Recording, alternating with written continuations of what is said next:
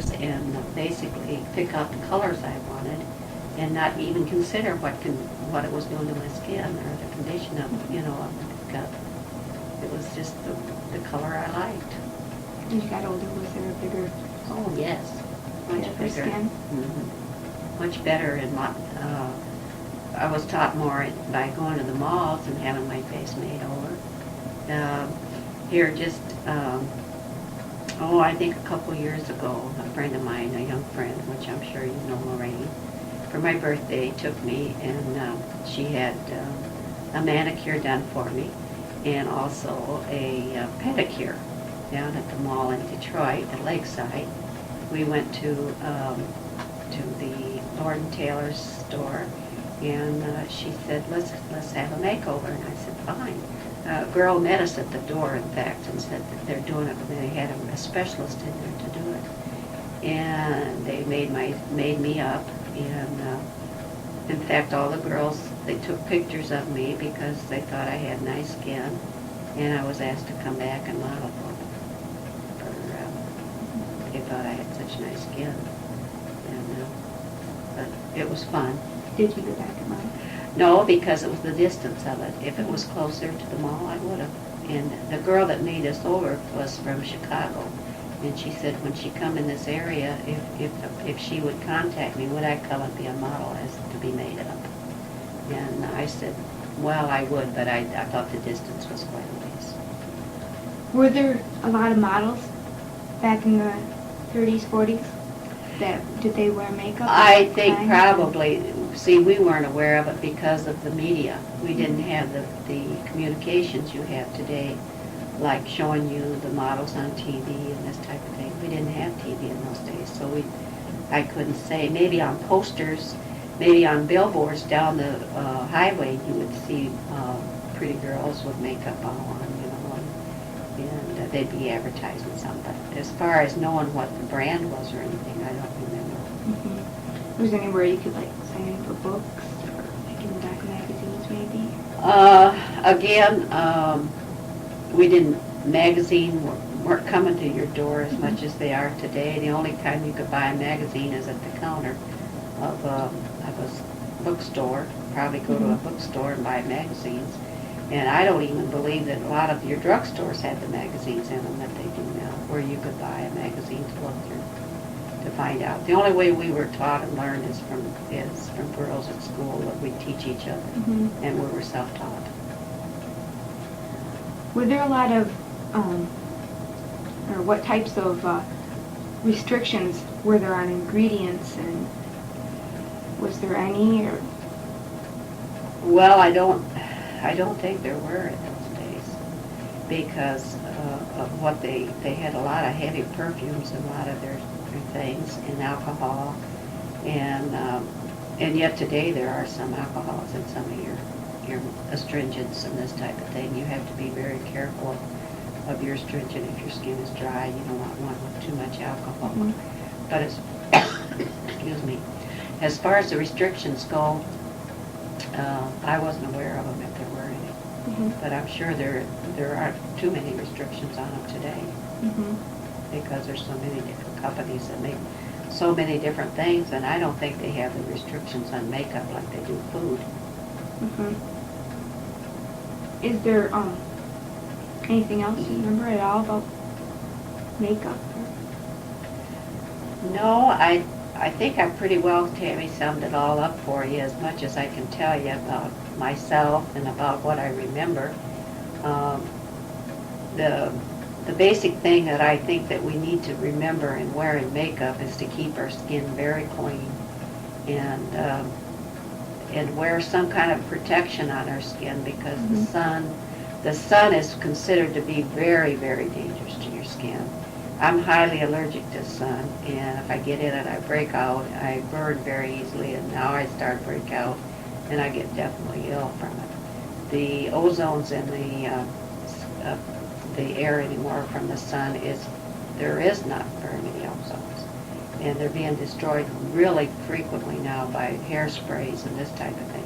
That's another thing we never knew much about, is hairsprays, and I would say they've become very prevalent in Well, again, in the 60s, and they started, and it wasn't as good then as they have really come a long ways with the hairsprays. I think that they have made a real good turnabout by not making aerosol hairspray cans, that they put it in pump cans, which is very good for our air and for our destroying the ozones, because they're really, the sun is getting closer to us, and we're destroying by using all these cans of aerosol sprays. And also, of course, also the trees and the forests help break a lot of that. But we have to remember that sun is very drying to our skin. And a lot of people believe that water dries your skin out, but I've never really believed that, because I find that when I don't shower every day, that my skin is much worse than it is if I would wait and take a bath, say, once a week like I used to when I was a child. We used to have to heat our water on the old wood stove, and we'd bring in a big laundry tub and set it by the heating stove, and that's what we'd bathe in. And then the next one, it was, if you were lucky, if you got to be the first one, because you didn't have to wash in their water after they did. So you were and by that time the water was so soapy that you didn't really rinse your skin good either, But I have found that bathing is very important to your skin, and keeping it creamed down, especially if you're dry. And I'm dry. I guess I'm dwelling on dry skin because I all my life had very dry skin. But people with oily skin have as much difficult too, because if their skin is very oily, they have problems of keeping oil from coming through their skin, and then using heavy makeup on oily skin is not all that good of it either, as much as it is for dry skin. But I do feel that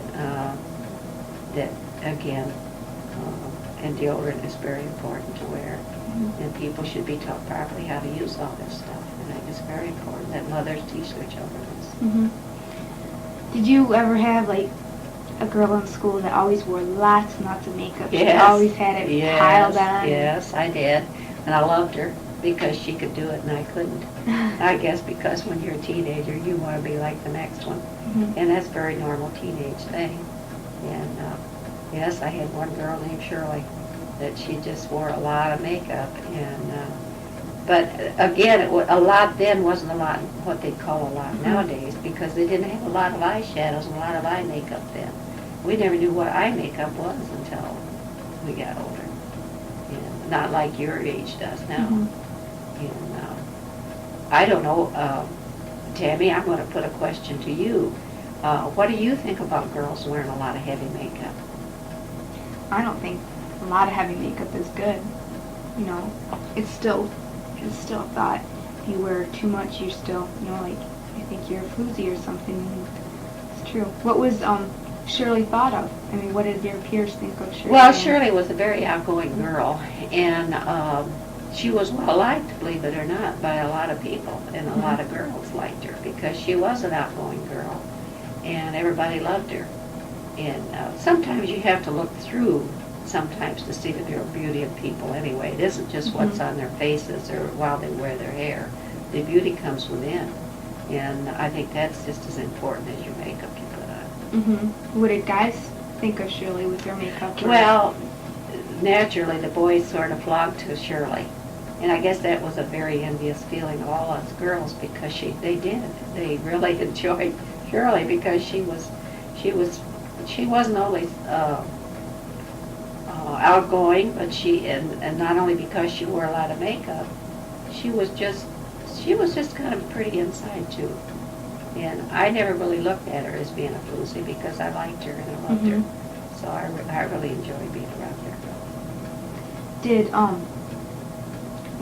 Did your parents say something about Shirley? Well, see, my parents, in those days we didn't even have a car, Tammy.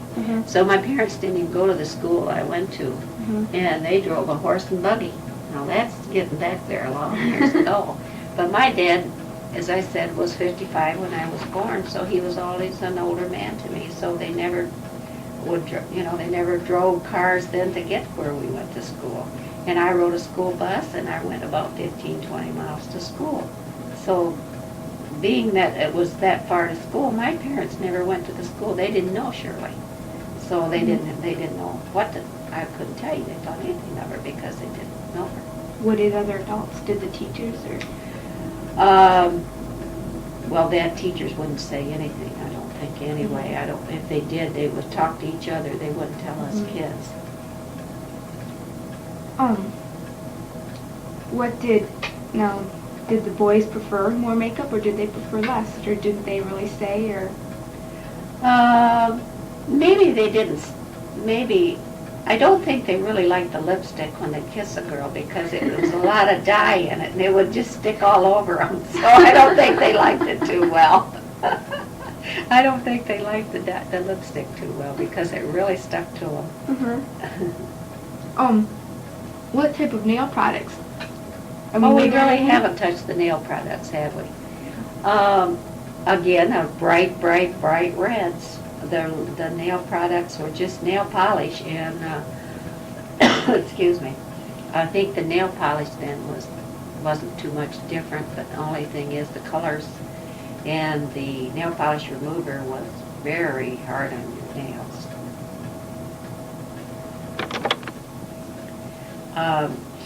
Do you wear very much nail polish now, Tammy?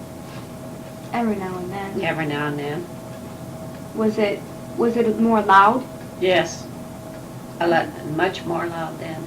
Either that or it was called natural, which was it's kind of a reddish pink nail enamel that they could use. And you know, they didn't even have the hand creams and the hand lotions then that we have now either. They have what they get, the old faithful was Cornhuskers, and that's been on the market for years and years, and it's still a good product. And I know that the trouble I've had with my skin, I've had to go to a lot of skin specialists. So the one that recommended for me to use the most was called Widi. It's W-I-D-I, and I buy it. And I can believe it or not, in the last 5 years, that's jumped from $3.29 a bottle to $6.49 in 5 years. That's quite that's what they call inflation. It's really gone up. Were there that many specialists, or are there more specialists? Well, there's a lot more skin specialists today than there were then. I'm sure that they've become more aware that people really are having problems with their skin and they need help. And I think there's probably more doctors that's gone into being skin specialists now than there ever was. I never, as a young person, ever heard of a skin specialist, so I never knew there was. Maybe there were, and I just never knew about it. Of course, when I had what they call eczema, and I had it all over my body. It wasn't just on my face or hands. But my hands were much worse than any part of my body. And they put me right in the hospital and started feeding me they felt my diet wasn't proper. And that's one reason they put me in for 3 months study probably to try to help me. And they didn't believe in bathing then as much as they do now. Bathing wasn't it wasn't an everyday thing. It was once a week, your Saturday night bath, behind the bed, old cook stove or the old heating stove in a laundry tub. So, as again I say, the bathing process then weren't as prevalent as it is today. If you don't shower every day now. If I didn't have my shower every morning, I wouldn't wake up. That's my treat of the day is my shower in the morning. Do you think that could have a big part to play in skin irritations? Yes. Because I think your skin was, for one thing, when you didn't bathe, your skin pores plugged up, and your skin needs to breathe. And I believe that the little rough stuff that comes off your dry skin that comes off of your body, which I have a lot of, but I have to keep myself bathed every day and lotioned, or I would have it continue. I'd have it bad, and that means if you wear too heavy a cream too, it plugs those pores up in your skin and they don't breathe properly and your skin doesn't get oxygen like it needs. What type of hair products were there? I mean, was there a lot of hairsprays or? No, again, we didn't have hairspray then. We didn't know what hairspray was up until, I would say, in the early 50s. We used to, what they call backcomb or rat your hair. Mm-hmm. Now, I don't know whether you remember that or not, Tammy, that people used to backcomb their hair a lot, and they'd have their hair piled up, and you'd go for a week without even having your hair shampooed or having it fixed. And that was, I worked in those years, and I went to the beauty shop every week and had my hair done, and they would backcomb your hair. And I think yet to this day it's been really hard on your hair because you're splitting the ends of your hair. And when we were yet little, we used again soap to, like heavy lye soaps that would shampoo our hair in. But I would have to say, after I become a teenager more, I got into more of the shampoos. I did have heavy, thick hair, and I had pretty hair. Even if I have to say that, it's gotten very thin now, and I can't say my hair's pretty because I'm gray. But at least I had heavy, thick hair then. But I think taking care of I didn't take care of my hair like I should, really, as I got when I was little, because I never knew how. But I think it's very important that we keep our scalps clean. And the shampoos then, as I said, we didn't have them. Then when I got into the teenage years, they started becoming more prevalent. And now you can buy most of hundreds of kinds of shampoos for your hair. Your hair, for falling out hair, you can buy a shampoo. It's called placenta. And it's for people that lose their hair a lot. It's supposed to keep it from losing hair. And there's all kinds of shampoos out of market nowadays that you can't, that I never knew existed when I was a little girl. Mm-hmm. What do you use to style your hair? Well, when we were little, they used to use what they call now, they call it then styling lotion, and they call it mousse nowadays, or styling gel. And it was a heavy, heavy gel. And it would make your hair stiff, stiff, stiff. And they did a lot of finger waving in those days, and that's what they'd use. They'd put this gobby stuff on your hair. Well, you almost felt like you couldn't move your head. Your hair was so stiff from it. But they used to do what they call finger wave, and it was fun to have your hair, and they called it marcelling too, which is a wave that they'd use. And I used to go to the beauty shop when I was little, and they'd give me perms, and the perms were electric, big rods that come down off this great big machine, and you had these big wires sticking out all over your head, and all these little, and it burned. My goodness, you could smell it burning. And that's what they do, give you permanents with. You had to have electric perms, and they were done on little tiny rollers with all this machine hooked up to your head, and it looked like you were out of space. It looked like outer space now to some of you, but that's how I used to get my permanents. Did you ever use any of the gels or anything in your hair? Or? Oh yeah, sure, I did. That helped hold your curl in, or your waves. But of course, permanents then are nothing like they are now. They got perms for all kinds of different conditions, with conditioners in them and this type of thing. But the permanents then basically were just the one kind you could only get, and that was hooked up to this machine, and it was electronically done. And as I said, when you're sitting there, you look like you were somebody out of space. How long did they take? Oh, a lot longer than they do now. It took me about 3 hours to get a permanent then, which I can do it probably, well, I would say about an hour and a half now without her setting my hair. The perm itself is about an hour and a half. Were most of the girls at that time getting perms, or what type of hairstyles and hair products were the other children using? Mostly then, the perms, a lot of it was just natural. They didn't have too many perms, and if you got a permanent, you felt like you were very fortunate to be able to get a permanent then. But a permanent, the cost of a permanent then was $5 in a beauty shop. You could get a perm all over your head for that. And Now you pay $45 and $50 for a perm that, and a perm then would last you. I mean, you could have a perm and it would last you a year, those electric perms. But now you take a perm, I can only last about 3 months now, the perms I get. I have to get a perm in about every 3 to 4 months. What about gels? Did the other girls use gels? I'm sure they did. Again, I don't remember too much what other girls used then. I guess I never really thought about it. Mm-hmm. But I know I used to use it in it with Keen, and I can remember, I can still see the bottle. It was green, gooey stuff. It's just like your, I have some, like what they call, it's styling gel is what it is, only it was heavier than what they have now. Mm-hmm. It was thick, real thick. Like, a lot.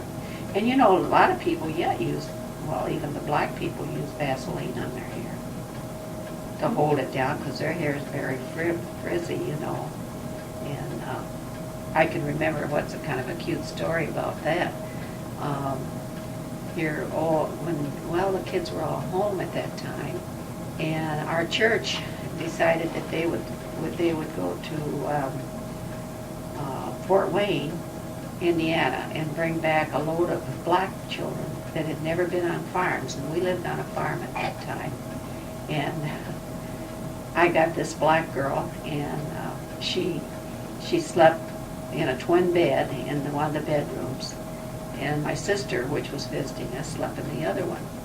But that girl's hair was so plastered down with Vaseline that you could not believe it. I'm not exaggerating one bit when I tell you that pillowcase was as black as coal, and I had to throw it away. I couldn't even keep it. And so I thought, how am I going to get this girl to wash her hair? And this girl was so afraid of people that she was carrying a chain in her luggage because she was taught that was her protection. She was 12 years old, and she told me she was dating a white male teacher. And you could tell she was from really in the slums of the Fort Wayne, from that part of it. And anyway, I decided that I should try and get her to wash her hair. We were having a get-together on Saturday at the church for all these teenagers that came from this inner city to be on these farms. And so I talked her into taking a bath and letting me wash her hair. And I never got into such a mess in all my life. I'm not exaggerating one bit when I tell you that girl, I don't think, had ever washed her hair. The water was coal black, and it was just, I thought, oh my, she's going to step up my drain. It was that bad. And I felt sorry for her because I don't think the girl ever knew what a bath was or a bathtub. But I did wash her hair for her, and I have to say the next day it stood out, and it was a mess because she didn't have any Vaseline on it, but at least I knew it was clean. Mm-hmm. But they used a lot of Vaseline in their hair. And they used a lot of what they call, it's an oil that they use, some kind of a gel out of a tube, and I can't remember what the name of that was, but we used to put it on her hair to make her hair shiny too. It's like your BO5 and this type of thing. What did Shirley use in her hair? How'd she have her hair? Was it her hair? She was a redhead. She was very perky and pretty. And she wore her hair, sort of like what they call now, what do they call these perms that you just give them a permanent and then you pick their hair out? And that's about the way Shirley wore her hair. And only it was longer, much longer than what they use now, But she was, I thought she was beautiful, but maybe she wasn't nowadays. I don't know.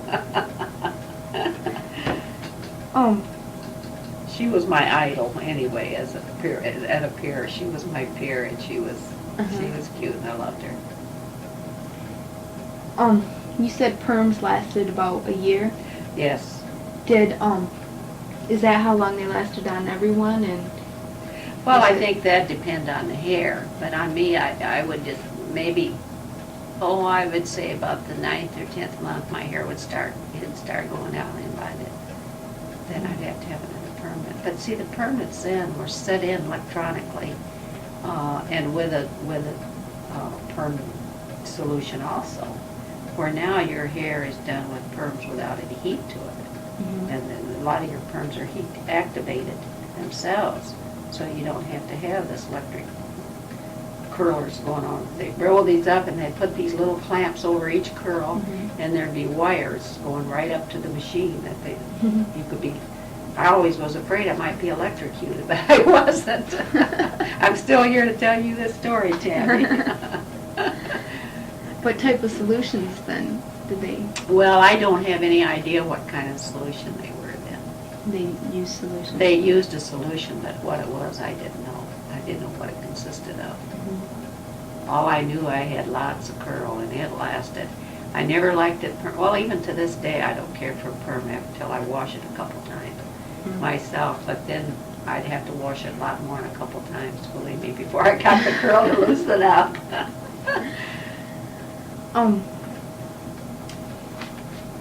What did you say there was a WIBI that you used on your Yes. skin? What was that? And Well, that sort of like consists of, it has alcohol in it, believe it or not. Mhm. It has some alcohol in it. And it also is a little bit the consistency of the corn huskers lotion. But I even use that on my face and all over my body. I don't, and well, I use a lot of different kinds of lotions, but that's my favorite yet. was there any type of medicated or prescription lotions or that were given to people with skin problems? Well, this one was recommended to me by a skin specialist, but at that time when I was younger, I never had any prescription. Unless I had what they'd call ringworm or something that you'd be a skin problem, that it would be sores on you, or this type of thing. Did you ever get caught wearing any makeup, or was your Yes, and if I did, when I did get caught, I was, I wouldn't know what you'd say. My dad wasn't very pleased with me. My stepmother let me get away with a lot more than what my dad would. My dad didn't have very much religion until I was probably started into my teen years, and then when he did he went to church and became a Christian, he really was strict then. I mean, maybe too much so with me. I think I remember him not especially wanting me to wear any makeup. I mean, any kind of makeup. And if I was caught wearing any makeup, he was very displeased with me. Do you remember any stories about when you got caught? Or? No, not really, Tammy, because he was,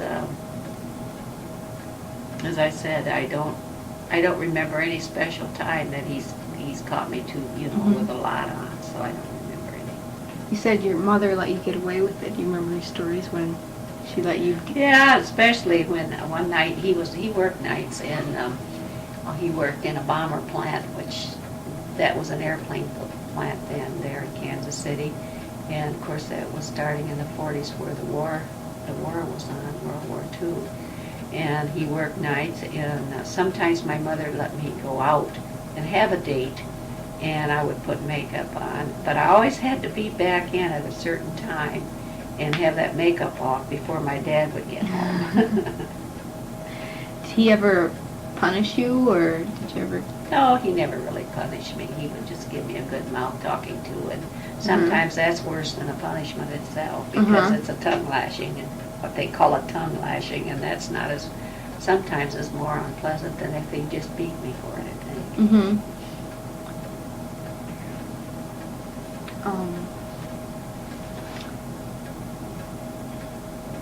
Do you remember when Janice, your daughter, wanted to wear makeup? Do you remember anything about how you went and what you let her wear? Yes, I do remember that, Tammy, very well, because first of all, I wanted her to look natural, and I wanted her to be as I say, cleansing the skin was so important to me. And to have her do, and I tried to teach her how to wear her makeup properly. And I wish that, see, even then I didn't take her and have her made up at a mall or somewhere where they teach you how to properly take care of your skin.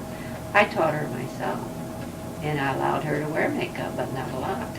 And I don't think it hurts any girl to wear a little makeup. It's how they wear it and where they wear it and how much, you know, it depends on where they're going. At nighttime you need a little more than you do in the daytime. And as far as Janice goes, she never really fought to wear it a lot. She liked, I think she wore some, but not as heavy. And she always looked more natural really than I ever did as a teenager. Think that was because she was allowed to wear it? Or? Yes. Not only that, it's the type of makeup also. They had a lot different type of makeup when she was a teenager than when I was. They weren't as bright colors. Maybe your rouges all were the same color. I mean, you could buy a box of rouge when I was a teenager. It was and the next gal sat next to you, the different skin color and different hair color and everything was the same color, same as the lipsticks. Maybe they'd have two shades, an orangey red or a red, you know. Plummy red, maybe you'd call it. But Janice, I think she really wears more makeup now than she did when she was a teenager. I don't think it was as important to her as it was to me. Because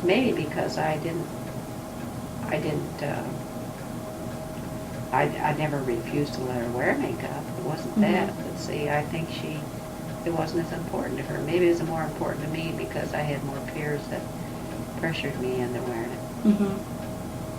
Do you think peer pressure plays a big part? I sure do. I really makeup? do. How do you feel about your teenage friends? Do you feel that that's important to you, or are you strong enough to overcome that?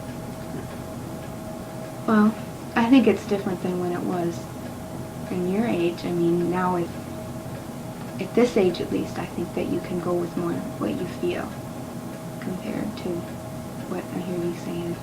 I believe so too, Tammy. I think that has a lot to do. I don't think that you're condemned for not wearing it. I don't think your parents keep you from wearing it. I think they let you wear what they pretty much let you handle what you want to handle with makeup. And I think if you overdid it, I'm sure they probably would say something to you. You must be doing a good job. Was in your school days, was it ever cliquey enough to where one clique would wear a different color, and understand what I'm saying, cliquies or groups? Yeah, I understand very much what you say. Probably the girls that wore a lot of makeup, all except Shirley. I come back to Shirley. She was liked by everybody, but a lot of the girls that, as I said, that they wore very heavy makeup, they were included as a floozy. And if none of us were allowed to, I don't think, to wear even the makeup at all, considered what you're wearing today. Any kind of makeup. Okay. And what, I'm going to ask a couple questions, spelling and stuff. What city exactly was it that you lived in Missouri? Well, I was born in Parkville, Missouri, which is Parkville. And I went to school there, and then I went to high school in North Kansas City, Missouri. It's in Orth, town, Town. Northtown. We used to call it Northtown. It's really North Kansas City. And we always put KC for Kansas City. And then when you moved to Michigan, what city was it that you moved to? To Brown City, Michigan. Brown City. What aunt?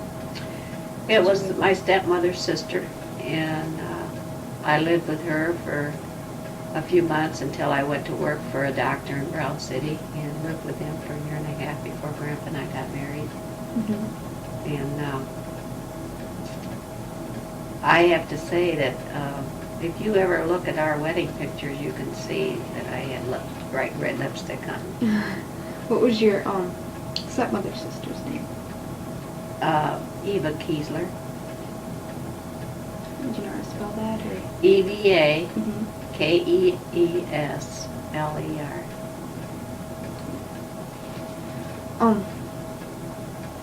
How do you spell Astrabadi? ISTERIABIDI.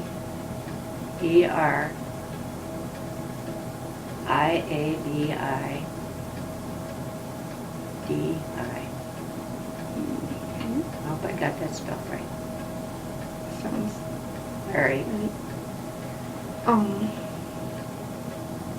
Do you remember any certain names or certain brands of makeup that stick out in your mind, if any?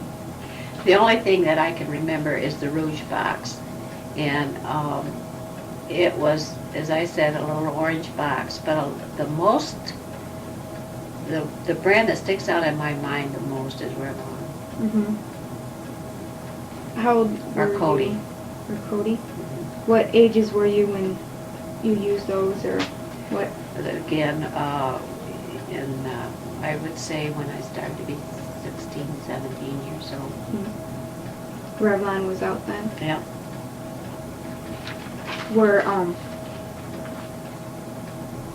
Did you use more products when you moved to Michigan? Were they getting into more of mascaras and eyeliners, and when did those I'm start sure to they come into were, the but picture? I didn't use them that much. In fact, I don't think I used much eye makeup until in the late 60s, early 70s. I always used an eyebrow pencil because my brows are light, got light hair, and I always sort of pencil my eyebrows in. But not even in my wedding picture did I wear eyebrow pencil, and that was in 46. Because I remember our wedding pictures. The lady had the photographer's wife, after her husband died, brought this picture to me. It was like a 14 by 21 size, and she said I'd ask her to pencil my eyebrows in because they didn't even show. Mhm. So she took it home and did it, brought the picture back and gave it to me. I think Aunt Janice has that picture too. Okay, I don't think there's really anything else I need for spelling. Or if there is, I can just call you. Thank you for your time. And You're all welcome. that. I really enjoyed this, Tammy. It's been a fun time. And I want to say is that I very admire you because the way you do wear your makeup, and you always look so natural. And you're very special, and I've enjoyed doing this with you. And I thank you for letting me be part of your... You're welcome. Thank you. And we'll be copying this and sending copies.